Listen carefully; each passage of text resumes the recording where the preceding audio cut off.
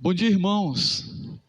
Bom dia, amada Igreja de Cristo. Você que está aí em sua casa, se preparando para a escola bíblica dominical. Que Deus possa conceder à sua vida, às nossas vidas, um domingo abençoado, acima de tudo, abençoador. Eu estarei orando para que possamos, assim, estar dando início à nossa escola bíblica dominical desse dia tão abençoado que o Senhor está nos concedendo. Oremos, meus queridos irmãos. Pai, nós o exaltamos porque Tu és digno de todo o nosso louvor e de toda a nossa adoração. Obrigado, Senhor Deus, por mais um dia na Tua presença. Presença essa que nos fortalece, que enche os nossos corações de alegria e renova a nossa esperança. Abençoa-nos como filhos do Senhor. Abençoa-nos como família do Senhor. Que a cada dia mais, Senhor, como igreja, possamos sentir o pulsar, possamos sentir a força que provém do Senhor, para que juntos possamos cumprir a grandiosa missão que o Senhor confiou à tua igreja aqui na terra, que é a levar a esperança a todos os povos, por intermédio de Cristo Jesus, autor e consumador da nossa fé. Nos abençoe nesse dia. É a oração que nós fazemos no nome de Jesus. Amém e amém. É muito bom saber que vocês estão aqui nesta manhã, a fim de trazer o seu louvor, a sua adoração. É muito bom saber que você está nos acompanhando nessa transmissão, também está oferecendo o seu louvor, a sua adoração, porque afinal é muito bom adorarmos e bendizermos o nome do nosso Deus. Antes de lermos o texto proposto para essa manhã, para que você possa guardar no seu coração, eu quero lembrar a igreja, agradecer em oração, agradecer pela cirurgia do irmão Marcos, pela sua recuperação. Ele já se encontra em casa. Que Deus possa estar abençoando ricamente a vida do nosso irmão. Agradecer ao Senhor pela vida da irmã Lúcia Barcelos, que está aí nessa luta, enfrentando os seus dilemas em relação à sua saúde, mas o Senhor tem segurado em suas mãos e tem abençoado e fortalecido a tua serva a cada dia. Agradecer pela vida da Márcia, que também está enfrentando esse dilema de uma enfermidade, mas está conosco aqui nessa manhã. Nós sabemos que Deus tem um controle de todas as coisas, e nesse momento Ele está dizendo para cada um de nós: aquieta-te, porque eu sou o seu Deus. Eu já tenho a solução para o seu problema, basta você crer, basta você confiar. Que Deus possa estar abençoando a sua vida, Márcia, te fortalecendo a cada dia. Os irmãos estejam orando também em favor da irmã Isaura, que também está aí buscando uma cirurgia. Que Deus possa estar fortalecendo, renovando a fé da nossa irmã. Enfim, todos aqueles que estão passando por alguma dificuldade, por alguma luta, por alguma enfermidade, que o Senhor possa estar abraçando e dispensando a sua graça a cada um de nós, para que o nome do Senhor Jesus seja glorificado. Hoje é o dia do músico batista, 22 de novembro, os levitas que Deus levantou para conduzir a música na casa do Senhor. Eu quero agradecer poderosamente, pedir para que o Senhor possa estar abençoando poderosamente a vida dos irmãos que servem aqui nessa localidade, através do Ministério da Música, adorando e levando o povo à adoração. Eu queria deixar uma mensagem nesta manhã, uma reflexão, porque a mensagem ela será dada na Escola Bíblica Dominical, na lição proposta para essa manhã. Mas eu quero deixar um texto para a sua meditação, que está lá em Mateus capítulo 12, do versículo 15 até o versículo 21. Mateus 12, de 15 a 21. Mateus 12, 15 a 21, que diz assim, fala sobre o servo escolhido de Deus. Sabendo disso, Jesus retirou-se daquele lugar. Muitos o seguiram, e ele curou todos os doentes que havia entre eles, advertindo-os que não dissessem quem ele era. Isso aconteceu para se cumprir o que fora dito por meio do profeta Isaías: eis o meu servo, a quem escolhi, o meu amado, em quem tenho prazer. Porei sobre ele o meu espírito, e ele anunciará a justiça às nações. Não discutirá nem gritará, ninguém ouvirá a sua voz nas ruas. Não quebrará o caniço rachado, não apagará o pavio fumegante, até que leve a vitória à justiça. Em seu nome as nações porão sua esperança. Essa leitura bíblica refere-se a Jesus e a sua ação como Salvador que Deus enviou para salvar o ser humano. E esses versos 18 ao versículo 21, eles citam o Cântico do Servo, uma antiga canção registrada pelo profeta Isaías 42, há cerca de 7 séculos antes. E com ele, o autor do Evangelho queria lembrar as pessoas quem era o Filho de Deus e porque ele era a verdadeira esperança para as suas vidas. E da mesma forma, ele pode nos servir de alento, de fortalecimento em meio às nossas lutas, em meio às nossas perturbações. Esse cântico é um cântico que foi escrito pelo profeta Isaías e foi lembrado por Mateus. Ele é conhecido como o som da esperança, porque esse cântico ele fala disso, ele fala de esperança. É um cântico que fala da alegria que Deus Pai tem em Jesus e que nos dá a certeza de que este Cristo é alguém em quem também nós podemos colocar, podemos confiar, podemos realmente depositar a nossa esperança. Ele é um poema que ele consola e ele afirma que Cristo oferece o cuidado necessário àqueles que confiam, depositam a sua esperança neles. Jesus tem uma canção especial para cada um de nós. É o som da esperança, é a canção da esperança. E quando nós ouvimos essa canção por intermédio da sua palavra, que chega até nós como uma melodia que vem da parte de Deus, ela nos fortalece, ela enche os nossos corações de paz e promove a esperança necessária para que possamos continuar lutando, para que possamos continuar travando as nossas batalhas. Mas para que eu possa ouvir esta belíssima canção que vem da parte de Deus. Jesus é o autor e o consumador da nossa fé. É Ele que nos fortalece. Eu preciso abrir o meu coração. Eu preciso me aproximar a cada dia da presença santa do nosso Deus. Que nesse domingo, o irmão, a irmã que se conta presente, você que está nos ouvindo, que esse som alcance o seu coração, que ele possa renovar a sua fé e restaurar a sua esperança no nome de Jesus. Amém? Que Deus nos abençoe. Eu passo a palavra ao Neto, que estará nos conduzindo nessa lição desta manhã.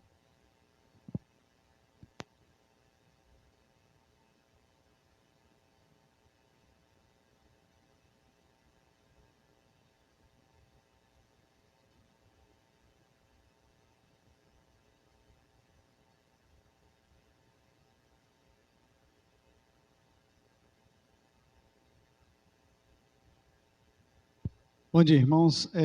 Nós vamos demorar um pouquinho, vamos estar preparando.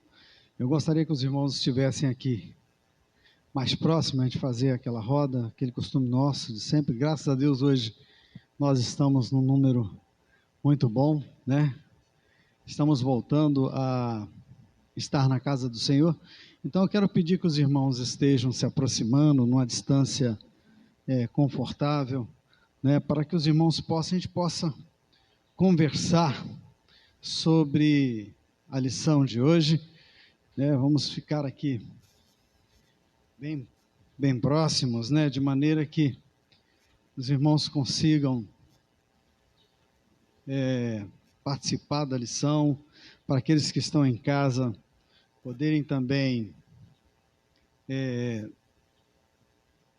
saber que nós não estamos só apenas eu, mas estamos em um grupo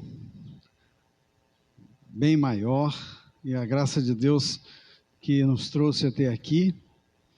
Então nós vamos só demorar um pouquinho enquanto a gente ajeita aqui as nossas posições, né, para os irmãos verem que nós não estamos sozinhos, né? Lembrar que nós estamos estudando os livros poéticos, estamos no livro de Provérbios, estamos caminhando para o final desse livro, que é um livro de riquíssimos conselhos para a nossa vida, para o nosso viver diário, né? E a palavra de Deus, como sempre, ela é completa em tudo. Ela nos ensina o nosso proceder, de maneira que sejamos sábios na nossa caminhada, principalmente como povo de Deus. Então, o livro de Provérbios, que é um manual de comportamento, um manual de conselhos, para que possamos estar cada dia melhor como cidadão e principalmente como pertencente ao povo de Deus. Preceitos para a vida prática é o título da lição de hoje, que se encontra no livro de Provérbios, a partir do capítulo 23 até o capítulo 31. Com isso estaremos encerrando o livro de Provérbios.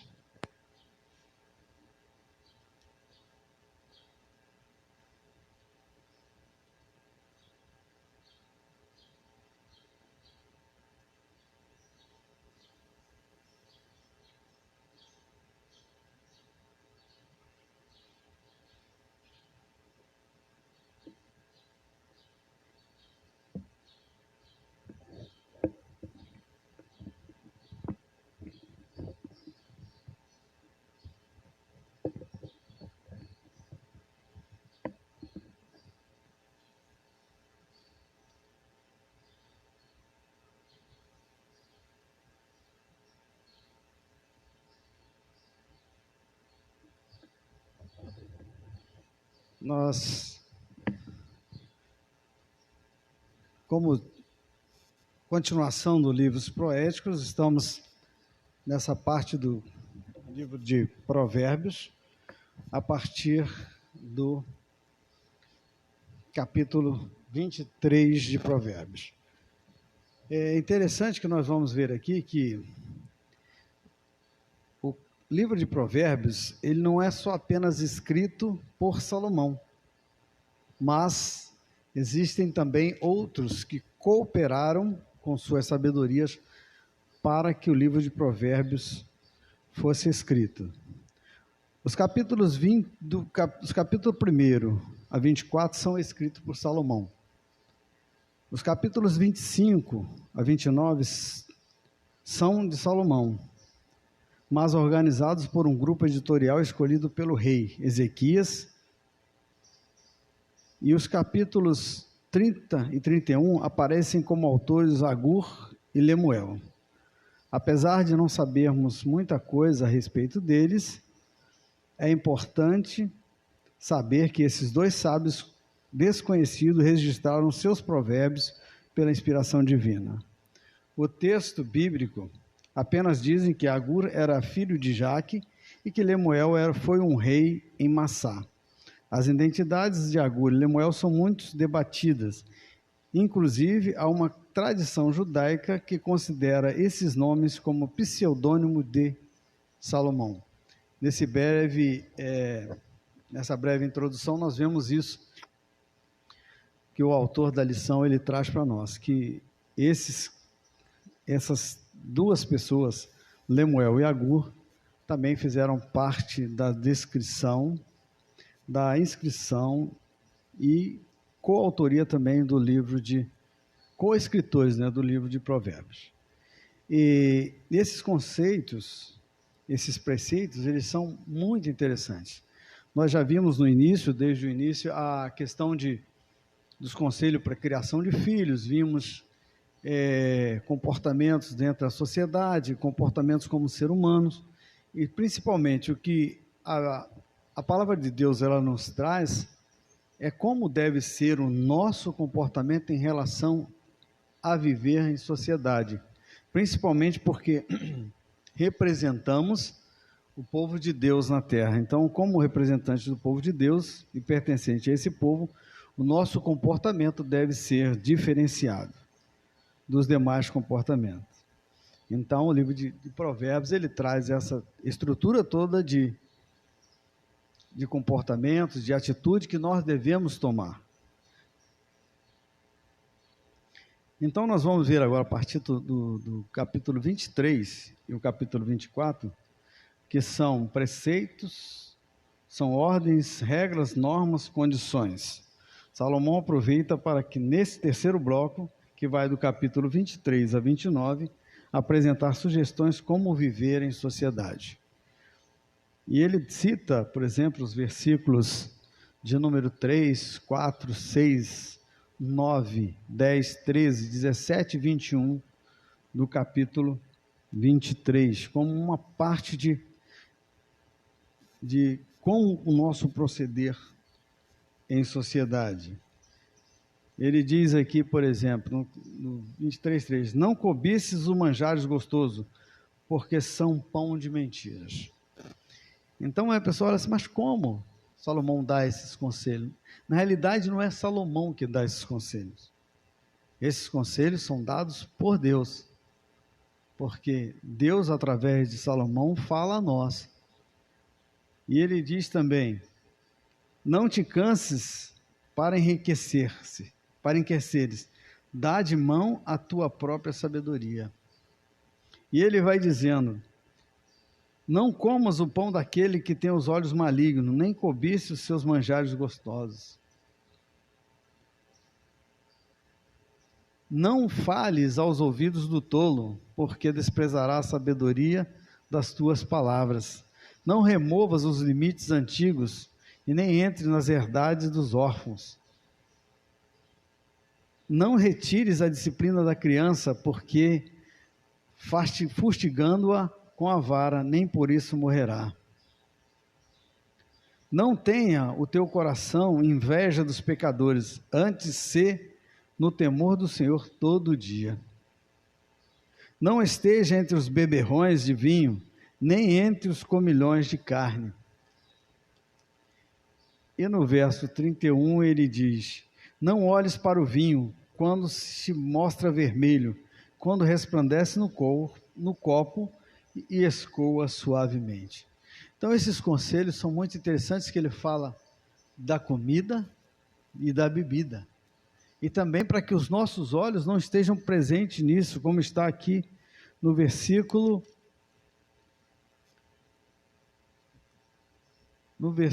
não removas os limites. Mas tem uma parte que ele diz aqui, não te canses para enriquecer, dá de mão a tua própria sabedoria, dá de mão a tua própria sabedoria.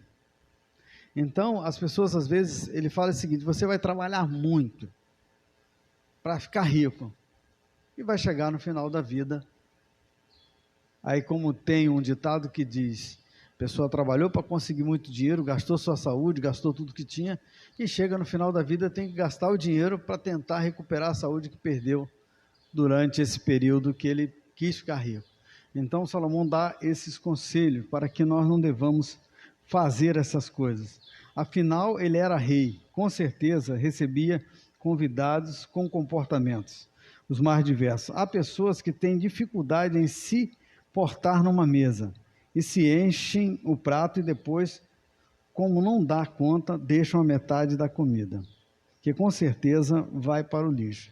Isso ele fala a respeito da comida. Não olhe muito, não seja ganancioso, não tenha... não coma com os olhos, né? Que é muito triste quando você... Eu aprendi desde criança que mamãe falava para mim assim, ó, só coloque no seu prato que você vai comer. E então a gente tinha esse cuidado. Então a gente comia, botava a quantidade. Se tivesse vontade de comer, voltava lá e pegava de novo. Mas pegava uma quantidade que eu iria comer, não pegar uma quantidade para jogar fora. Quantas vezes nós vemos as pessoas chegam, poxa, é muito gostoso. Você chega num manjar daquele onde tem um buffet com vários tipos de prato, o ideal, se você pudesse, você comeria de tudo, né? Mas infelizmente o nosso estômago não cabe tudo. Então, o ideal é que você tente experimentar o máximo possível de maneira que você não faça isso, bote no prato ou coloque e vá jogar fora. Quantas vezes nós vemos desperdício? E a partir do momento que vai para o prato, se não for comida, ele vai ser jogado fora. Então, ele fala isso, não desperdice comida, não coma com os olhos, né? E isso aí é importante para nós, que às vezes, em muitas festas que nós fazemos, às vezes, é muito triste chegar no final da festa e vermos lixo. Graças a Deus que o povo de Deus tem mudado muito essa prática, né? Mas antigamente, às vezes, em lugar, terminava as festas, você via resto de bolo, você via resto de salgados, cachorro-quente. Às vezes a pessoa só dava uma mordida e jogava fora. Eu lembro uma vez que, por ter aprendido isso, eu estava no quartel e eu vi que muita gente estava largando comida no prato, né? E eu falei assim, caramba, o que está acontecendo? Quando eu entrei para almoçar, eu via que você passava, a pessoa que servia, ela enchia seu prato. E não adiantava se dizer que não. Ela enchia. Quando eu fui comer, não tinha sal. Imagine uma comida sem sal. Aquilo não descia, aquele arroz não descia de jeito nenhum. E não foi eu que me servi. Eu fui servido. E agora? E na saída tinha... e não tinha um saleiro, né? Se tivesse o saleiro, mas não tinha na época, então, e tinha o fiscal ficava na saída, e aquele que jogasse comida fora, ele era anotado, para ser punido. Então, o que as pessoas faziam? Elas jogavam em cima da mesa, as mesas estavam sujas de resto de comida. E eu falei, meu Deus, não foi eu que me servi. Porque normalmente, eu quando costumo servir, eu não conheço o sabor da comida, não conheço a comida, então, mesmo que ela aparenta bonita, mas e o sabor? Que é o que interessa. É comer com os olhos, não vê aquele prato bonito, quando você vai comer não tem gosto, e aí? Então, Salomão dá esses conselhos a respeito. Também a respeito dos beberrões, não esteja junto com os beberrões, né, e comedores de carne. Mas por que isso? Porque às vezes há muito desperdício. E com os beberrões, normalmente, onde tem muito vinho e cerveja, tem contenda, tem briga. Quantas notícias nós ouvimos de que estava alguém bebendo num grupo, daqui a pouco alguém se extrapolou e cometeu até um crime. Então, as recomendações de Salomão, ela fala a respeito disso, que nós devemos o quê? Ter cuidado para esses lugares. Então, quando a gente diz que a palavra de Deus, ela é completa, se nós seguirmos todos os preceitos dela, com certeza nós teremos uma vida feliz e tranquila.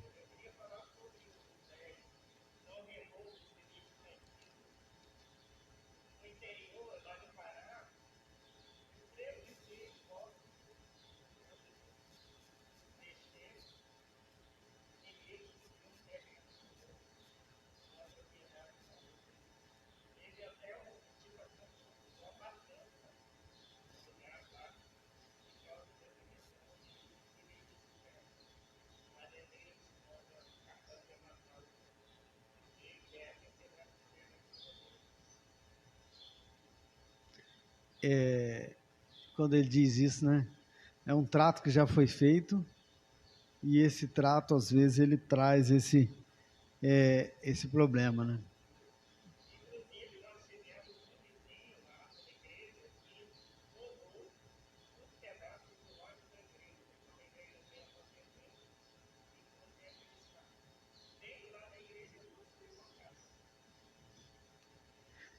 O que nós vemos, falando um dia desses das pessoas, por isso que eles fazem isso em muitas igrejas, né? Porque a Bíblia diz, se possível for, tende paz com todos os homens. Então, nós como cristãos, às vezes as pessoas pensam que nós somos bobos. Não briga. Então, fazem negócio conosco, às vezes nos fazem de má fé. Porque acha que nós não vamos entrar, mas a Bíblia diz, se for possível, tende paz. Quer dizer, que depender de nós, tenhamos paz com todos os homens. Por isso que acontece muito essas coisas. Nesses versículos total, 9, nos instrui a não fazer algo, não beber, não deixar de ensinar a criança. São versículos importantes para ler e meditar, pois aprendemos não somente em fazer o que fazer, mas também o que não devemos fazer para o nosso próprio bem. O mundo é mau e está a ponto de nos engolir. Não é à toa que a Bíblia sempre nos alerta dos perigos em várias áreas desta vida. Por isso que quando a Bíblia, Jesus disse na época que vocês erram porque vocês não conhecem as Escrituras. E nós cometemos, às vezes, muitos erros por não conhecer as Escrituras. Porque se nós pegássemos a palavra como está em Salmo 1, meditar nela de dia e de noite, com certeza, na hora de muitas situações, ela virá à mente para que nós venhamos a tomar a decisão correta. Né? Quantas vezes nós tomamos decisões precipitadas, sem pensar, que nós vamos ver mais à frente, atitudes que a Bíblia nos ensina que devemos ser longânimo em falar, tardio em falar, prontos a ouvir e tardio em falar, quer dizer, falar na hora certa. E muitas vezes nós falamos, adiantamos o processo, em vez de nós resolvermos a situação, nós fazemos o quê? Pioramos a situação. No capítulo 24, versículo 17 e 18, lemos: quando teu inimigo cair, não te alegres, quando tropeçar, não te alegre no teu coração, para que o Senhor não veja e se desagrade disso, desviando dele a sua ira. Quantas vezes às vezes em nosso coração torcemos para que o nosso inimigo se quebre? Quanto mais quando ele se dá mal. Às vezes nós cometemos esse erro, sendo que a Bíblia diz o seguinte: não se alegre quando o teu inimigo cair. Não te alegres quando tropeçar, não te alegre no teu coração. Aí diz por quê? Para que o Senhor não veja e se desagrade disso, desviando dele a sua ira. Um princípio básico para o relacionamento de amor cristão, tão enfatizado por Jesus nos evangelhos, é cuidado em não nos alegrar com a queda do outro. A Bíblia nos dizendo que não devemos fazer isso. Mesmo que seja no nosso pensar na pessoa que a gente não goste, que a gente considere como inimigo, mas jamais a gente pode se alegrar quando acontece algum mal a ela. E hoje nós estamos vendo dias em que as pessoas estão desejando mal para os outros. Dentro das próprias igrejas, fulano tem que se quebrar mesmo, fulano tem que se dar mal. Se a gente deseja mal para o próprio povo de Deus, como irmãos, imagine para aqueles que não são. Mas é Deus que o nosso pensamento merece, né? Nosso julgamento ele é terrível, porque a gente olha assim, poxa, aquele cara fez isso, ele merece morrer, mas e a graça de Deus, onde ela está nesse ponto? Nós não temos assim, eu tenho acompanhado algumas séries, eu tenho visto o seguinte, nós temos o nosso pré-julgamento. Quando a pessoa faz alguma coisa mal, e acontece alguma coisa mal com ela, a gente não foi mais do que mereceu, né? Nós dizemos isso, mereceu, estava demorando, ao contrário que a justiça de Deus é que prevaleça.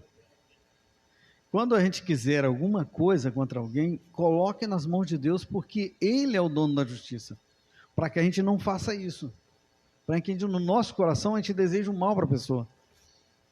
Quando alguém te fizer algum mal, o que a gente tem que fazer? Orar por ela, Senhor, tenha misericórdia de nós, e seja feita a tua justiça.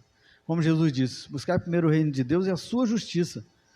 Então, é deixar que Deus haja, não adianta eu querer fazer justiça com a própria mão. Eu lembro um acontecimento uma vez, que tinha um oficial no navio, que ele era evangélico. Eu só fui descobrir depois, que ele falou para mim assim, na época muito difícil da carreira, e ele sempre estava sorrindo, graças a Deus eu estava sempre alegre. Aí ele chegou e me chamou assim, por que você vive sempre rindo? Eu falei para ele, não, porque eu tenho Jesus, e Jesus é o motivo da minha alegria. Aí ele, você é crente? E ele era crente também, né? Aí um dia ele fez um negócio, ele se julgando justo. Eu falei para ele, tenente, às vezes a nossa justiça, ela se torna injustiça. Então, ele tinha feito um negócio na época que ele tinha dado como privilégio para uma pessoa e tirado de outra. E a outra estava coberta por lei. Eu falei para ele, você tinha que ter cumprido o regulamento. Porque quando o senhor fez isso, se acontecer alguma coisa com essa pessoa pode processar o senhor. Pode levantar alguma coisa com o senhor, porque o senhor deixou de cumprir o que está escrito. E a outra pessoa não tinha nada. O senhor beneficiou uma e deixou de cumprir uma lei. Mas eu quis ser justo. Justo por quê? O senhor julgou porque a outra, ela era uma pessoa que na sua visão não merece tal coisa, mas pela lei ela merece. Então, deveria ter cumprido o que o regulamento diz. Aí ele olhou para mim e fez assim, vamos orar para que a gente faça. A gente estava viajando para um lugar e essa pessoa tinha sido pai. E pela lei ela teria direito à licença de paternidade. E a mulher dessa pessoa, a esposa dele tinha tido um filho com cesariana, então precisava de cuidado. E a lei dizia que ele tinha que deixar essa pessoa, ele não podia viajar. E ele fez com que essa pessoa viajasse, e a outra pessoa, porque ia fazer uma prova que não era uma prova de carreira, para ficar e não fazer a viagem. Aí eu falei para ele, não, o senhor deveria ter cumprido o regulamento. Mesmo que o outro julgando, na minha visão, que o outro bebe cachaça, que o outro gosta de baderna, que ele não vá cuidar da esposa dele, na minha visão, mas não adianta ele deixar que ele vai para o bar. Não é problema meu. Meu problema é deixar a lei cumprir. Se ele tem o direito, dá o direito a ele. O que ele vai fazer depois é problema dele. Então, assim, na nossa visão de justiça, muitas vezes nós cometemos injustiça. Então, quando acontecer alguma coisa que a gente não devemos rir, né, como diz, não alegrar quando o teu inimigo cair. E também quando isso acontecer, de nosso inimigo tiver em dificuldade, a gente tem que orar por ele. Jesus disse, orai pelos vossos inimigos. Né? Abençoai aqueles que vos amaldiçoam. Então, de maneira nenhuma mandou que nós façamos justiça. Então, não te alegres no teu coração. E muitas vezes nós, humanamente, porque nós somos humanos, cometemos esses erros de dizer, fulano aconteceu mais do que ele merecia. Né? Mas deixe os olhos do Senhor. É a nós mesmo, desagradando. Pela nossa atitude. Que quando essa pessoa, às vezes, Jesus diz lá que se o teu inimigo te mandar caminhar 1 milha, caminha 2. Se ele te pedir uma túnica, dê a ele também a capa. Então Jesus nunca disse para eu tratar mal o meu inimigo. A Bíblia nunca me ensina isso, né? Em relação a esse comportamento. E ele vai dizendo, básico do amor cristão, enfatizado por Jesus nos evangelhos, é o cuidado em não nos alegrar com a queda do outro. Infelizmente, quantas pessoas se alegram quando alguém tropeça ou pratica algo fora dos princípios da palavra de Deus? Aí vem a expressão, eu sabia, nunca me enganou, bem feito, e etc. Esse é um preceito que precisamos estar atento para todos os dias. Quando uma pessoa nos prejudica, a vingança e o desejo de que ela se dê mal é automático em nosso coração, mas Deus nos ajuda a limpar esse sentimento.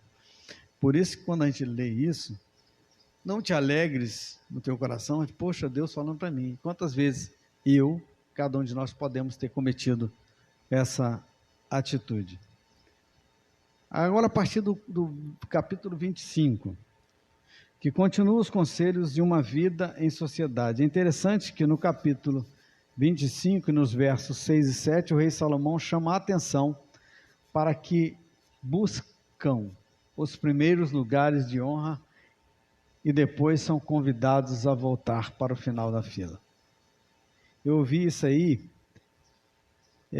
vendo aquela novela que passa na Record, quando as pessoas chegam lá brigando para sentar mais próximo de Jesus, e Jesus, ele fala esse versículo, né? Ele diz assim: é o rei que determina quem sentará em cada um do seu lugar. Mas vemos pessoas que querem ocupar cargos e posições e fazem de tudo para lá estarem. Para mim, isso é corrupção, é tráfico de influência. O reconhecimento de liderança é feito pelos liderados, não imposto por uma pessoa ambiciosa ao poder. É muito melhor ser convidado a assumir um lugar mais elevado do que o contrário. Sabedoria nestas horas também. Como ele diz aqui no capítulo, nos versículos 17 e 18, que diz, nos capítulos 26, 7 e 8, 6 e 7, que diz esse ensinamento. Capítulo 25, 6 e 7. Não te glories na presença do rei, nem te ponhas no lugar dos grandes, porque é melhor que te digam, sobe para aqui, do que seres humilhado diante do príncipe, a quem já os teus olhos viram. Então, quer dizer, ele dá esse ensinamento, para que seja você espere ser chamado, não tome a frente. Então, Salomão, ele fala isso, cada um do seu lugar. Mas vemos que pessoas querem ocupar cargos e posições, é uma realidade. E muitas vezes, por causa disso, as pessoas usam as suas influências para poder alcançar aquilo ali. E a gente vê muito isso no meio público, né? Servidores públicos, em empresas, cargo de liderança, às vezes a pessoa faz de tudo para chegar lá.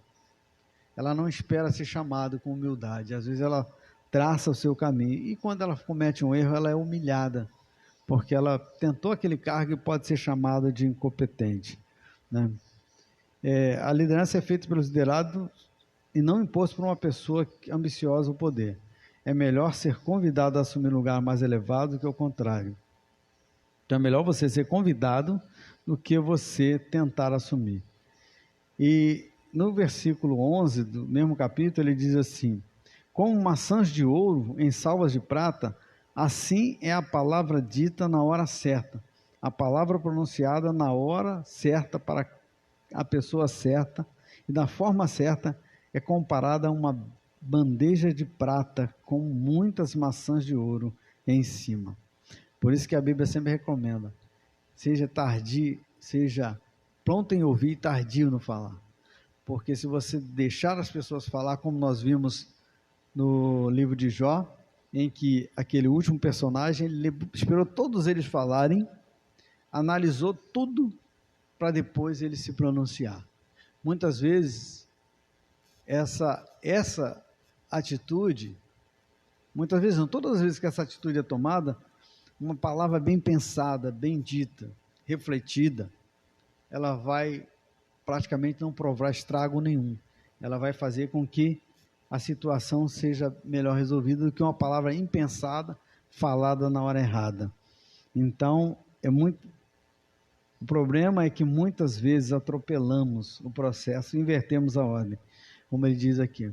Então, se nós tivermos a palavra certa, na hora certa, bem falada, bem pensada, com certeza o resultado será bem melhor do que uma palavra dita de maneira sem ser pensada e na hora impensada. Quantas vezes as discussões, por um pequeno problema, elas se tornam uma discussão enorme, como diz o outro, fazendo tempestade em copo d'água. Porque às vezes a pessoa ouve, em vez dela terminar de ouvir, não, ela começa a rebater, e aquilo vai crescendo e se torna, às vezes, uma situação em que pessoas saem machucadas. Falamos o que devemos com a pessoa errada, ou falamos com a pessoa certa, mas na hora errada. Repare que é um tripé: hora, pessoa e forma. Sabedoria é buscar e manter esse tripé em nossas palavras para que sejam bênçãos para nós e para quem é alertado. Né? Então são preceitos que a Bíblia nos ensina.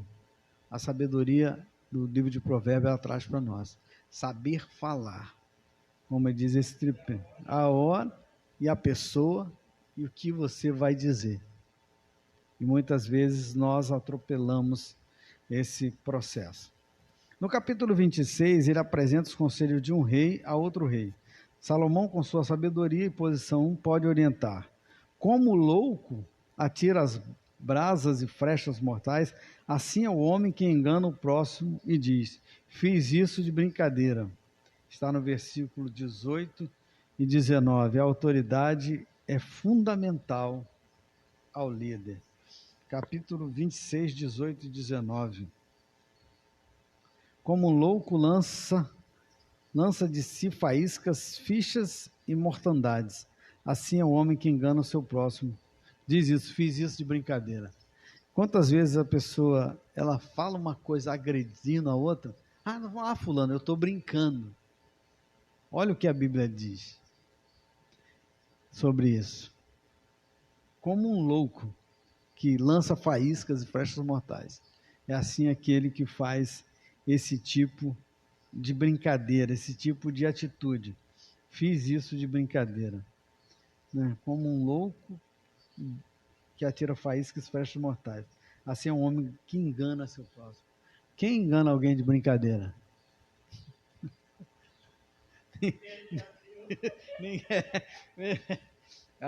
Essa história do dia da mentira, ela é interessante porque eu passei por uma situação dessa em 1992, que o cara chegou brincando para mim. Eu não me ligava muito esse tipo de brincadeira. Tinha um navio que estava saindo e o cara falou assim: você vai viajar naquele navio. Eu falei: o quê? Não, você vai viajar naquele navio, você foi chamado a viajar naquele navio. Eu falei: não vou naquele navio. Eu entrei num desespero, porque primeiro eu não estava preparado, segundo eu detestava viajar. Mas ele falou: não, você vai lá porque você vai substituir uma pessoa que está doente. Eu entrei desesperado, quase me escondi e me amarrei num lugar para não ir. Aí fiquei ali desesperado, olhava para lá, tentando fugir para ninguém me achar, porque eu não queria viajar. Aí quando eu vi aquele navio saindo, eu falei assim: eu não fui. Aí o cara falou: rapaz, hoje é 1º de abril. Eu já tinha tido quase um infarto. Brincadeira sem graça. Então, como Salomão diz aqui, como um louco. Quando alguém faz um tipo de coisa de se fez que foi brincadeira, não sabe o estrago que pode fazer. Né? Então a gente tem que ter muito cuidado com esse tipo. Primeiro que não nos compete mentir. E quando se fala de brincadeira, é uma mentira. É a mesma coisa que alguém chegar aqui agora, entrar aqui, a pessoa que está lá fora dizer assim: poxa, vi um cara quebrando o vidro do carro de fulano. Você já vai entrar em desespero. Aí chega lá: rapaz, é brincadeira. Brincadeira dessa. Ouvi seu filho fazendo tal coisa. Ouvi alguma coisa que te atinge diretamente. Uma coisa dessa, a Bíblia diz que quem faz isso age como louco. E nós não podemos entrar nesse âmbito. É melhor o pobre que vive com integridade do que o rico perverso nos seus caminhos. Quando o justo triunfa, há grande glória, mas quando os ímpios sobem, os homens se escondem-se. Quem confia no próprio coração é insensato. Quem age com sabedoria viverá em liberdade. Esses conselhos, eles são interessantes, que às vezes, no dia de hoje, as pessoas elas buscam muito riqueza. Como eu disse lá anterior, não te canses de trabalho buscando riqueza, mas age com sabedoria todos os dias no Senhor. Às vezes a pessoa ela trabalha demais para ser rico, e muitas vezes ela usa de meios ilícitos para ficar rico. E é comum muito a gente ver pessoas, elas fazendo essas falcatruas. E como ele diz aqui, o rico nos seus caminhos perversos. Por quê? Tudo aquilo que é conquistado de forma ilícita, ela se torna vergonha. Nós vemos hoje, no dia de hoje, quando, nesses dias que temos vivido a eleição, tanta acusação de corrupção. E o pior de tudo é quando essa acusação é com pessoas que se dizem ser evangélicas. Aí dói. Uma vez eu fazendo uma pesquisa, eu vi que no Congresso Nacional, no mês de deputados, tinham quase 300 deputados se dizendo evangélicos. Ainda tem a bancada evangélica. Aí a grande pergunta é, qual a atitude desse homem para com o povo? Qual a atitude dele para com Deus? Como são os seus negócios? O que ocorre ali por trás dos bastidores? Será que eles têm sido luz naquele lugar tão... Já pensou se nós temos praticamente, vamos dizer, 50% dos deputados federais evangélicos mesmo, de verdade, professadores da fé, que cumprem as suas palavras mesmo com prejuízo próprio, que não fazem negócios escusos? Se os prefeitos que assumissem as suas prefeituras fossem realmente evangélicos, realmente temente a Deus e tratassem o pobre, o dinheiro do povo com o devido valor, que país nós teríamos hoje? Porque nós vivemos dia de política em que as pessoas hoje, elas agradam assim. Primeiro grupo, qual é o grupo? O grupo dos chamados conservadores é maior. Então, eu quero um cargo público, quero ser prefeito, eu me visto de conservador, de defensor da família, para tentar ser prefeito. Depois que eu for prefeito, eu faço as minhas sujeiras. E quantos deles estão no meio evangélico fazendo isso? Então, é melhor ser pobre e viver com integridade do que rico nos seus perversos. Isso é para todo mundo, é para o povo de Deus e para ali fora. Que você se chegou em casa de tarde do seu trabalho, deitou a cabeça e dormir o sono do justo, saber que você não fez nada, é diferente daquele que chegou em casa pensando no golpe que ele deu, se vai dar certo ou não, na venda errada que ele fez, se ele vai dar certo ou não, porque automaticamente ele sabe que ele fez alguma coisa errada, ele não vai ter uma consciência tranquila. Então é melhor você chegar em casa e dormir do que você ficar pensando, você não vai ter vida tranquila. Nos versículos 6, 12 e 26 do capítulo 28, nós lemos: é melhor o pobre que anda nessa sinceridade, do que o de caminhos perversos, ainda que seja rico. Quando os justos triunfam, há grande alegria, mas quando os ímpios sobem, os homens se escondem. E no versículo 26, diz que o que confia no seu próprio coração é insensato, mas o que anda sabiamente escapará. A Bíblia diz que o coração do homem é enganoso. Só Deus conhece esse coração. Quando olhamos para a nossa sociedade, com noticiários mostrando comportamentos totalmente fora do padrão de Deus, vemos que a riqueza adquirida por subornos, contratos interesseiros e outros meios só fazem frustração e tristeza, prejudicando a pessoa, a sua família. Quando vemos pessoas sérias, comprometidas com valores eternos, a alegria nos torna, como diz no versículo 12, não como colocar a cabeça no travesseiro, não há nada como colocar a cabeça no travesseiro e dormir uma noite sem preocupação com o que virá no dia seguinte. Já pensou acordar com a Polícia Federal na porta? O capítulo 29 continua com os conselhos práticos. Pensou? Uma vez o cara me convidou a me subornar, né? Ele chegou para mim e falou assim: rapaz, se você conseguir que eu feche esse contrato, eu te dou 10% de tudo, e me daria o dízimo de tudo que ele, né, conseguisse de serviço. Eu virei para ele: primeiro, eu não quero o seu dinheiro. Segundo, eu adoro chegar em casa, deitar minha cabeça no travesseiro e dormir, sem pensar. Terceiro, eu não quero ninguém me cobrando por coisa que eu não fiz.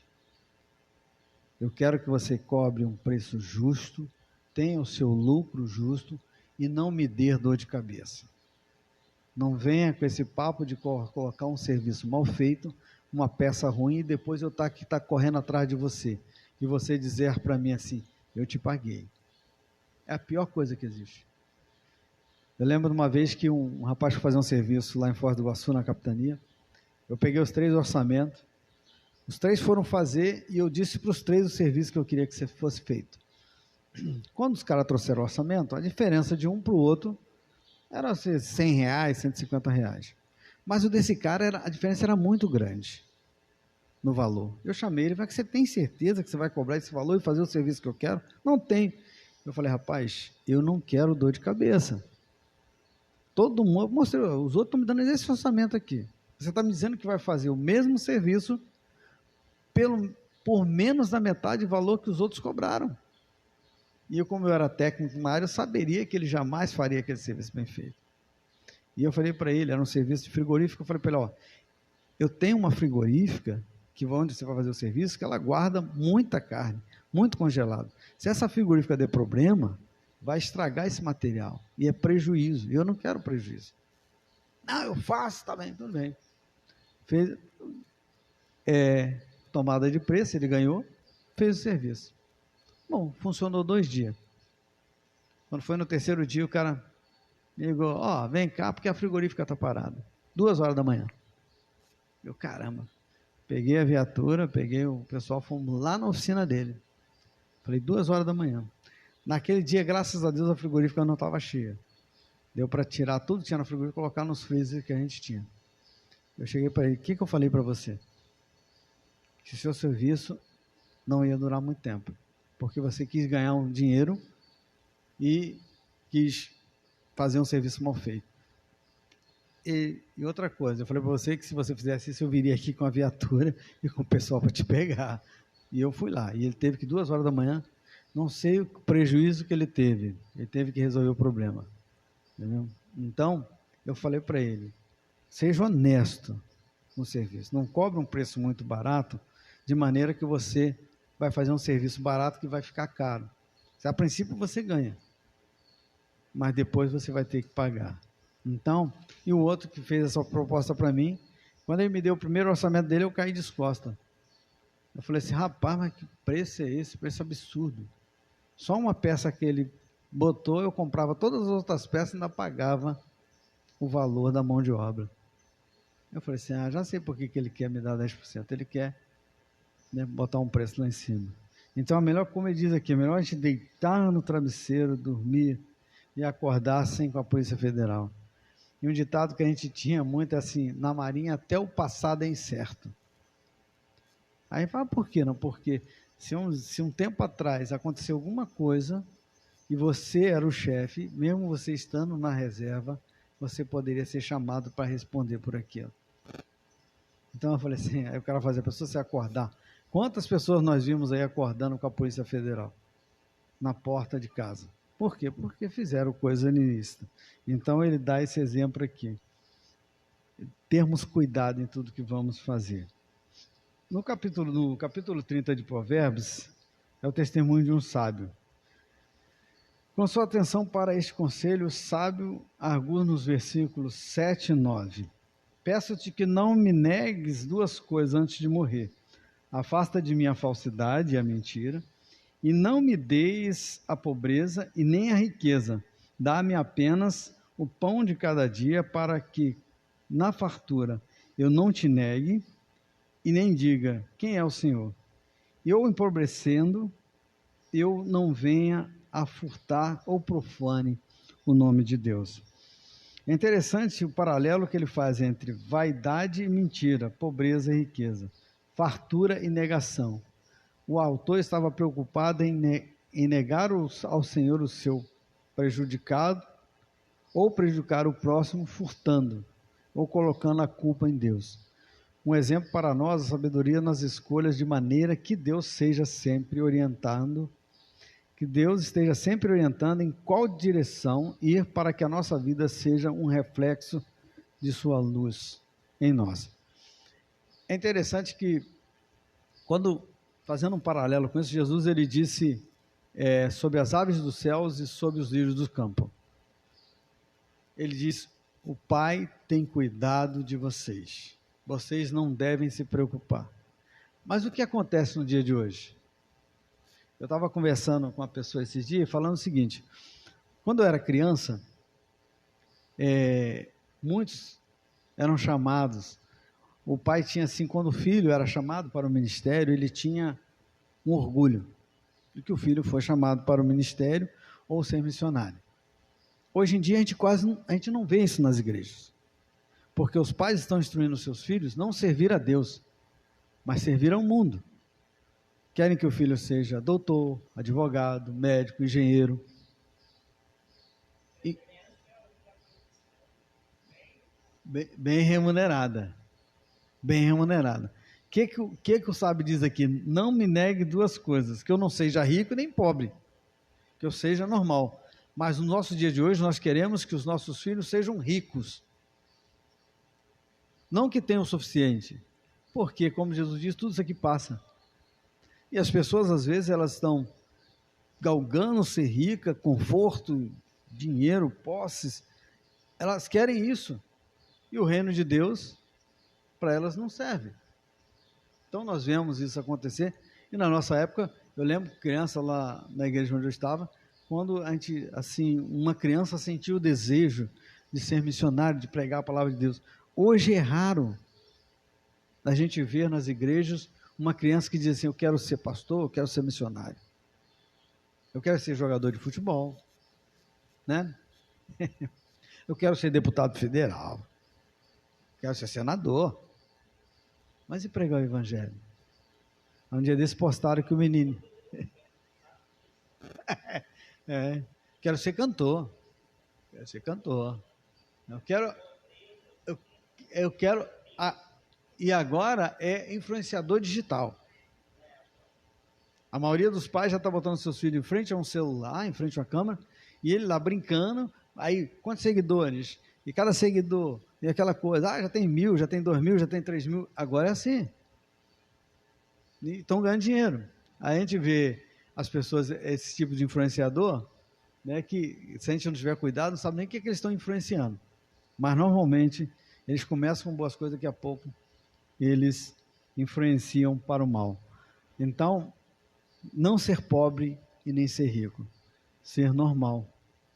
Jesus diz isso, né? Não estejais ansiosos. Por quê? Jesus nunca pregou sobre você deva trabalhar feito um doido e adquirir riqueza. A palavra de Deus nunca fala isso. A palavra de Deus não te canse procurando riquezas, né?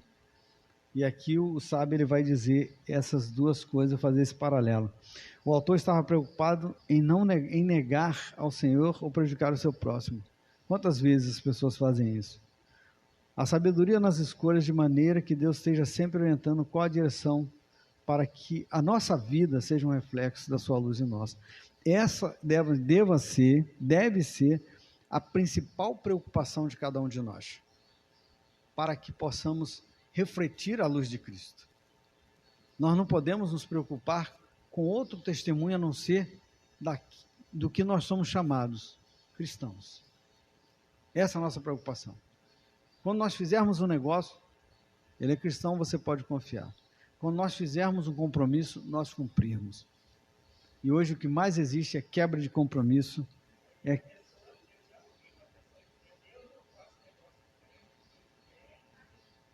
terrível.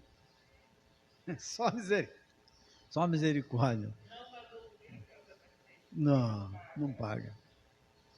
E a melhor coisa que tem é quando você faz um negócio e depois que terminou o negócio, a pessoa vem e diz: poxa, eu gostei de fazer um negócio com você. Ou quando você empresta alguma coisa, ou pega alguma coisa emprestada, você devolve melhor do que estava antes. Ou quando você faz um serviço para alguém, o cara: poxa, eu vou sempre chamar você para fazer o serviço. Não tem coisa melhor. E isso a gente aprende com a palavra de Deus. A gente aprende com o Espírito Santo nos orientando a buscar na palavra de Deus a orientação correta para o nosso viver diário. Às vezes, tem coisa que a gente faz que está escrito na palavra de Deus que a gente nunca leu, mas o Espírito Santo nos alertou a fazer. Quantas vezes eu fui fazer negócio sem ter lido a palavra de Deus, e o Espírito Santo de Deus dizia para mim, para que o meu comportamento, a minha honestidade estivesse em primeiro lugar. Na hora de falar, muitas vezes o Espírito Santo fala para cada um de nós, proceda de tal maneira, mesmo você não ter nenhuma vez lido um provérbio desse. Por isso que Jesus disse, Ele é quem vai convencer você da justiça, que é como você tem que agir, e do juízo se você agir errado. Entendeu? A função do Espírito Santo é fazer com que a palavra de Deus ela seja efetivada em nosso viver. Lembrar dela.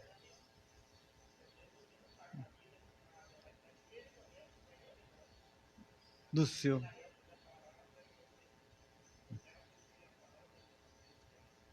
Então, quando nós vemos isso, nós vemos que esse deve ser a nossa atitude.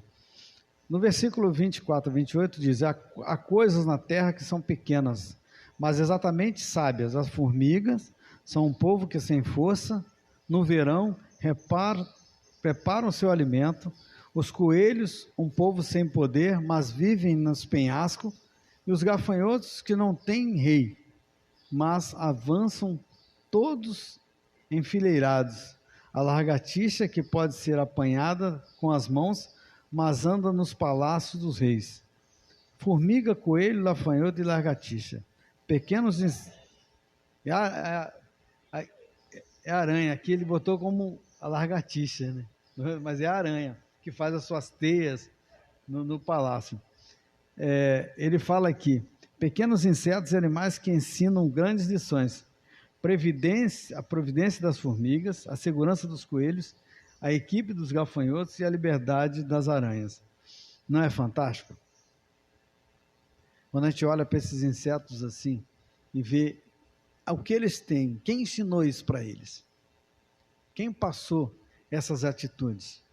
E o sábio ele diz que a gente deveria olhar para as atitudes deles e também termos as mesmas atitudes que esses insetos têm. Né? A formiga, que é tão pequeno, povo sem força, os coelhos que vivem no penhasco, os gafanhotos que andam em bando, não tem um líder, né? E as aranhas que vivem fazendo as suas telhas. Se nós olharmos por aqui, tem telha de aranha nos telhados. Que a gente... E cada lugar que elas fazem que, dependendo da qualidade da aranha, é perigosa, né? Palácio do Rei. Não existe lugar impossível para elas. No Palácio dos Reis, onde deveria ser um lugar, não, é o Palácio do Rei, mas elas fazem. E para a gente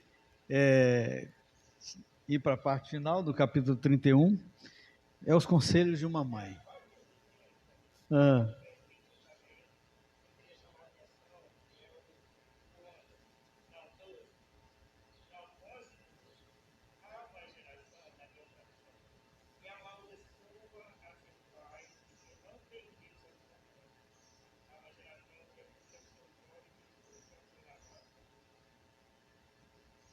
Olha,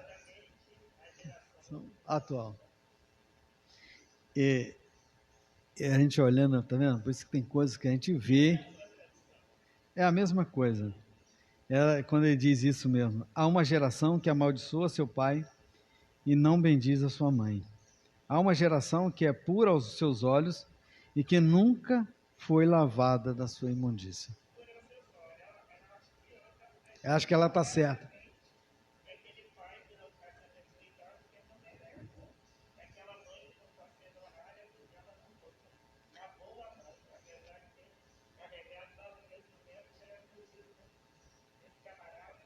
Querer fazer isso.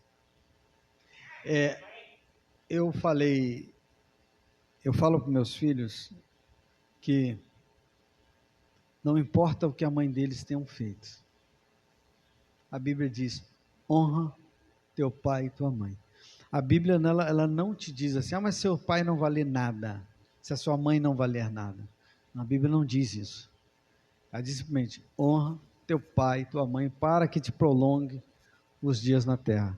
Quando o sábio fala isso nesse versículo 11 e 12, ele está dizendo que essa geração que existe, e é uma geração, por isso que a Bíblia, quando alguém fala assim, atualizar, a Bíblia é tão atual, mais atual do que o jornal de amanhã, quando você lê isso, há uma geração que é pura aos seus olhos, e nunca foi lavada da imundícia. Eles pensam que estão certos, e como no versículo 11, uma geração que amaldiçoa seu pai e não bendiz a sua mãe. O que essa geração vai ter? Nada. Ela não vai ter dias longos, nem vida tranquila, porque a Bíblia ensina o contrário. Ela diz que você deva honrar a seu pai e sua mãe. Então é uma coisa que a gente tem que pensar muito, que tem acontecido nos nossos... Estabelecer esses valores.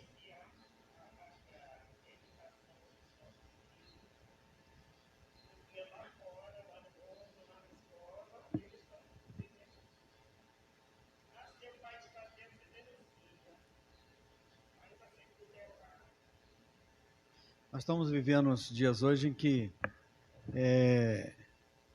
existem deveres do Estado, mas o dever do Estado ele tem que ser barrado com a responsabilidade dos pais. Nós estamos vendo os dias contrários, em que o Estado está se metendo na educação dos pais. Sabemos que existem pais que não sabem educar seus filhos, isso é uma realidade, mas existem pais que sabem educar. Existem pais que dão a vida pelos seus filhos, existem pais que não deixam faltar nada. E esses filhos são alvo direto de conselhos errados assim.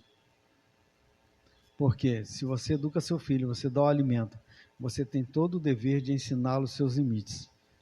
Mas não, se você fizer isso, eu vou denunciar você. Porque o coleguinha que vive uma vida dilacerada, uma família desestruturada, fala para ele que ele deve fazer isso, porque o pai dele ou a mãe dele não tem moral para fazer tal coisa. Então essa geração é aquela geração que amaldiçoa o pai, não bendiz a mãe. Fala mal da mãe. Então ele quer que a criança faça do mesmo jeito, mesmo os pais sendo pais responsáveis. E nós como cristãos devemos realmente, eu sempre falava para meus filhos, até os 18 anos é minha responsabilidade com você. Depois dos 18 anos, você é de maior, você responde pela sua vida, pelos seus crimes. Mas enquanto eu tiver responsabilidade, você vai fazer o que eu quero e o que eu mando. Depois você faz. Se você quiser ficar traumatizado, porque eu não fiquei traumatizado com a minha mãe mandando e meu pai mandando. Por ter apanhado, eu não fiquei traumatizado. Mas se você quiser ficar traumatizado, é um direito seu. Né? É um direito seu. Mas a minha responsabilidade é te dar condições de você ser uma boa pessoa, te alimentar, te educar e ajudar você a crescer, mas dentro da minha educação. Então, hoje em dia, nós vemos que as coisas estão se invertendo. Os pais estão perdendo as suas autoridades e não por causa disso. Tem muitos pais responsáveis, amorosos, que tratam o seu filho com educação. Mas porque crianças que são tratadas de forma errada levam para essas crianças que são bem tratadas esses conceitos de maldizer o pai ou a mãe. Se o pai não dá uma coisinha, fica revoltado. Se a mãe não faz um desejo, ele fica revoltado. Né? Então nós temos que ter muito cuidado com as nossas crianças. A minha é Helena, tem 9 anos. Eu não tenho problema nenhum de policiar as amizades delas. E se Deus me der condições, eu vou fazer isso até ela chegar à idade adulta. Como eu fiz com os que ficaram comigo. Né? A minha outra filha tem 19, eu não pude tomar conta, que ela mora com a mãe dela. Mas a outra, que tem 23 anos, até hoje ela me deve obediência. Ela me deve obediência. Ela me deve respeito. Né? Então, quando ela fazer alguma coisa, ela sabe quem é o pai que ela tem. Então, ela sempre está sendo orientada. Eu não mando mais, ela tem 23 anos, mas eu oriento para que ela tome as decisões corretas, para que ela não venha a cair numa cilada. é amor e cuidado, porque eu falei para um rapaz que veio namorar, eu falei assim, ó, foi bênção de Deus para mim. Então Deus me deu essa responsabilidade e eu tenho que proteger até com a minha vida. Quando você fala isso para um colega de filho, para alguém, você está dizendo para ele, nem que eu tenha que dar a minha vida para proteger ele, porque é responsabilidade minha. Né? Não é deixar o filho ao léu para que o mundo leve e depois, quando vê, o filho está todo estragado e não policiou as suas amizades nem o que o filho fazia.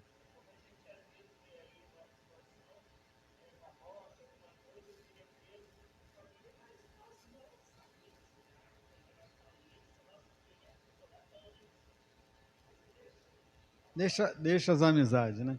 E como eu falei uma vez, você para construir um prédio, você leva tempo, né? Engenharia, estudo, sondagem de solo, aquela coisa toda. É a mesma coisa, você para criar um bom caráter, você leva tempo para moldar seus filhos. Mas para destruir, o cara não improsão, em segundos derruba o prédio. A mesma coisa é as más companhias. Você pode construir tudo isso. Chegou alguém, uma má companhia, ele conseguiu botar um cigarro de maconha na boca dele, conseguiu botar uma bebida e já estragou tudo aquilo que você construiu. Para destruir é rápido demais. Por isso que a gente tem que ter esse cuidado com as crianças. No capítulo 31, para a gente já ir para o encerramento, ele tem uma coisa interessante. A busca da sabedoria diariamente deve ser nossa meta constante.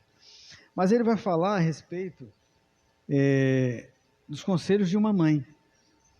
Né? Como a mãe, eu vi um dia desse uma postagem que eu fiquei extremamente chateado, porque as pessoas gostam muito de usar textos bíblicos para destruir a igreja.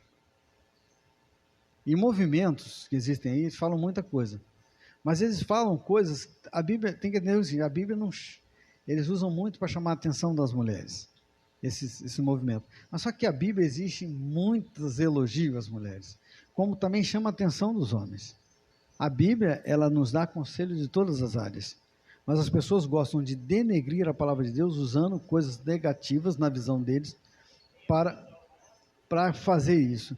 E aquilo ali me deixou muito preocupado, porque quando você coloca uma coisa confrontando uma palavra de Deus de forma negativa, você tem que estar preparado que aquilo vai te trazer. Né? Porque a palavra de Deus ela não volta vazia. E em todos os sentidos. Se eu resolvo confrontar Deus de uma forma negativamente, eu tenho que estar preparado para isso. E isso foi sobre mulheres, eu fiquei muito triste com isso aí. Uma mulher descrevendo o perfil de uma outra mulher que seja digna de seu filho. Ela inicia o seu discurso aconselhando o filho a ter cuidado com aqueles que não têm voz nem vez, para que ele seja um rei sábio e seja atento a todas as necessidades do seu povo. Em seguida, descreve a mulher virtuosa. Virtuosa significa repleta de boas características morais, honrada, honesta e que tem boa conduta, esforçada, bela, excelente, etc. Dos versículos 10 ao 31, ele usa o alfabeto como fosse um acróstico para descrever uma mulher virtuosa. Que é todo aquele texto que ele vai dizendo aqui, aquela mulher virtuosa, onde você vai achar, né? Quem achará? O seu valor é muito excedente até os rubis. O coração do seu marido está nela confiado. E a ela nenhuma fazenda faltará. Ela faz bem e não mal todos os dias da sua vida. E ele vai dizendo todas as características dessa mulher virtuosa, conforme esse alfabeto acróstico. Na descrição, ela diz que uma mulher virtuosa é confiável, bondosa, habilidosa, proveniente, organizada, administradora, cuidadosa de si e dos outros, trabalhadora, sensível, tranquila, boa reputação, boa negociadora, sábia. Por isso ela é admirada e homenageada. Não é uma mulher biônica, mas uma mulher normal que teme a Deus e sabe os seus limites e trabalha em equipe. O ambiente da casa e os relacionamentos no lar dependem muito da mulher. Uma mulher de bem consigo mesmo, confiante de que Deus está no controle. Ela busca a sabedoria para todas as decisões. Ela se torna uma bênção para todos. Um grande desafio para a mulher cristã seguir esses valores num mundo tão volátil em que vivemos. É uma realidade. isso, né? Quando as pessoas falam muito empoderamento feminino, nos movimentos feministas, eles se esquecem que a palavra de Deus ela tem lugar especial para a mulher. Ai se não houvesse, né? Nós vemos as heroínas da fé, nós vemos mulheres que deixaram a sua marca na história, e marcas muito valorosas com relação ao Evangelho. Deus, quando a Bíblia diz imagem e semelhança, Deus criou homem e mulher à sua imagem e semelhança. Ele não está dizendo que o homem é a sua imagem e semelhança, está dizendo que os dois são a imagem e semelhança dele. O tratamento dos dois, para os dois, de Deus para os dois, é igualitário. É isso que a Bíblia nos ensina. Deus não trata diferente o homem da mulher. Ele dá responsabilidade, ele consegue responsabilidade distinta para cada um com as suas características.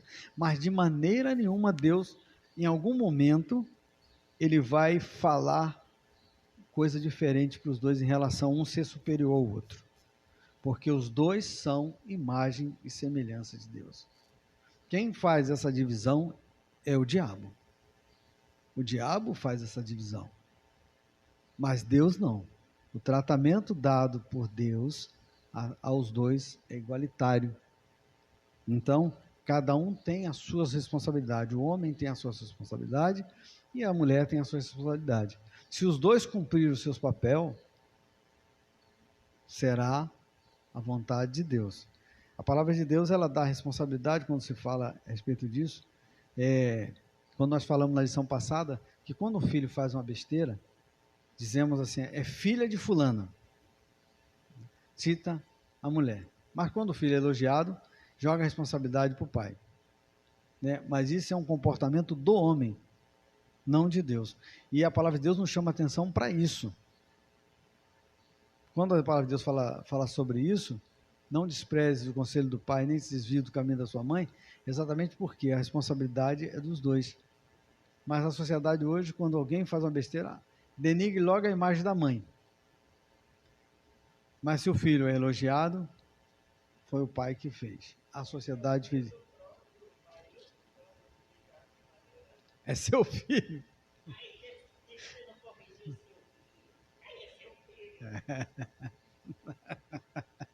Isso é um comportamento. Sozinha, né? Não foi. Houve cumplicidade na concepção, né? Então, os dois têm que ter responsabilidade. Quando nós é do homem. Se nós olharmos, o homem tem uma responsabilidade enorme. É que as pessoas aí fora denigrem muito a respeito disso. Por isso que a palavra de Deus ela tem que ser, é muito difícil, como ele fala aqui, nesses dias atuais, né? Como é difícil para que a mulher consiga fazer a sua responsabilidade, com tanta influência, né?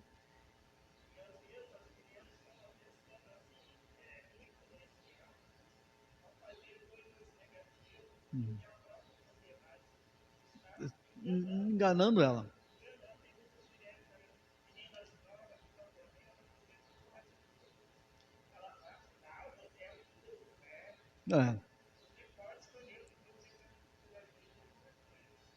Por isso que o temor do Senhor é o princípio da sabedoria, né? Quando a jovem ela tem o temor de Deus, ela conhece o Senhor, ela não toma decisão precipitada. Quando o jovem, ele sempre vai pedir orientação a Deus. A sociedade, a chamada sociedade líquida ou descartável, né? Onde tudo vale desde que seja bem, não importa os outros.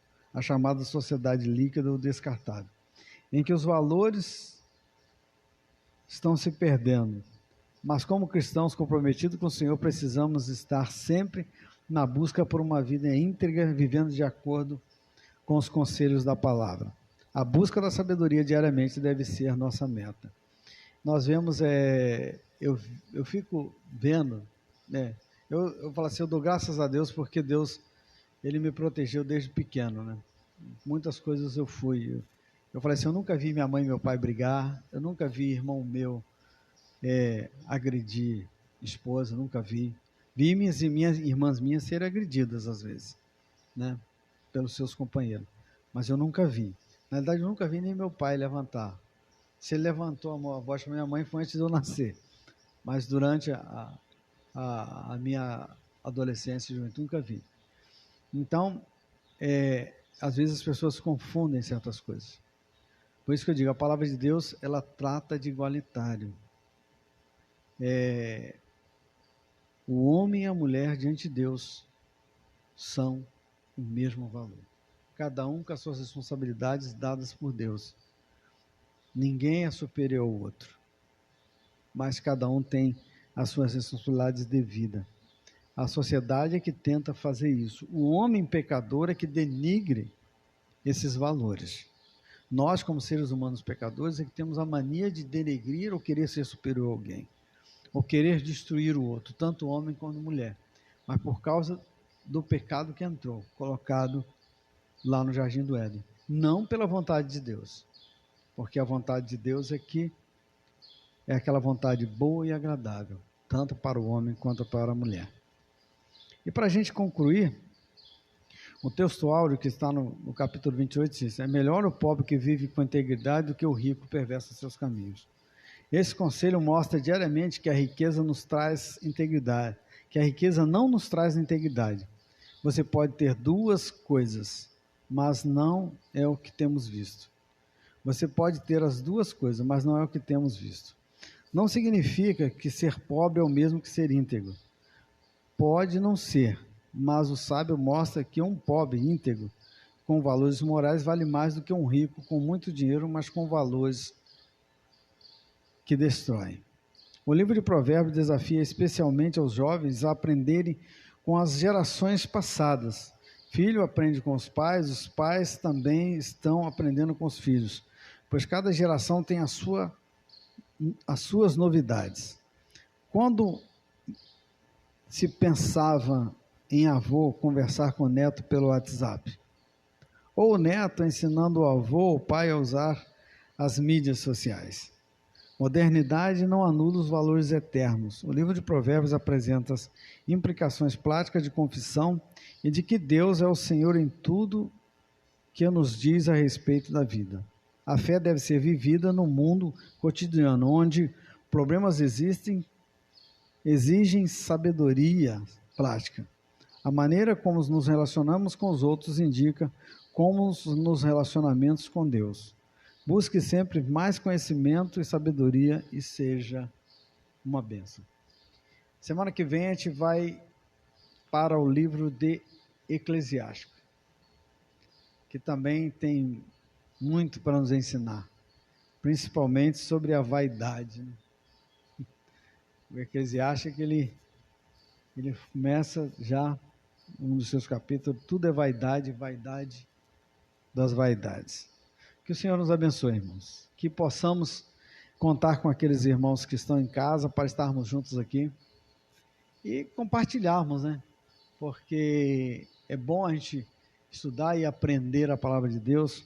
E como eu falei, eu vi muitos ensinamentos no livro de Provérbios, já havia lido.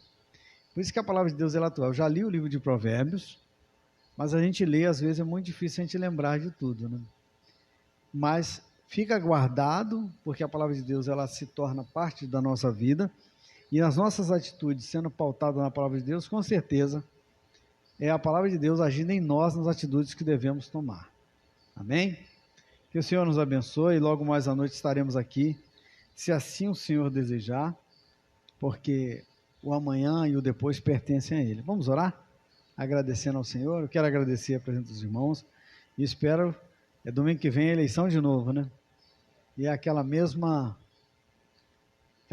coisa, os mais velhos antes e o restante do pessoal depois das 10 horas da manhã. Deve ser bem rápido, porque é só um voto. Eu vi ontem. a gente espera alguma coisa. A gente só não precisa. Tem que orar muito, irmãos, porque às vezes a gente precisa de orientação de Deus. Eu sempre falo que, você vai votar em quem? Eu tenho uma diretiva, né? Mas, na hora do voto, de repente, meu pensamento pode mudar, né? E o bom da gente é pedir a Deus orientação para ver o que é melhor. Porque às vezes a gente, não, vou votar aqui, mantém, e Deus fala, não vota nesse não, vota naquilo não. Mas a gente...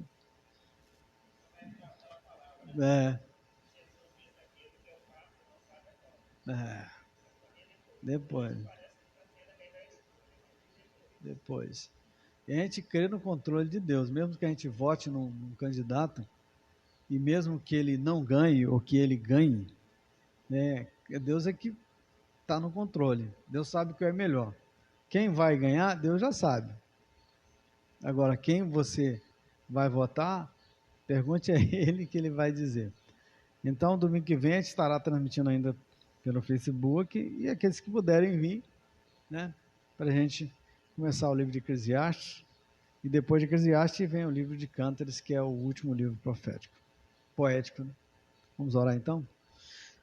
Senhor, nós te damos graças a Deus mais uma vez por estarmos na tua presença, Senhor, reunidos como teu povo para aprendermos da tua palavra.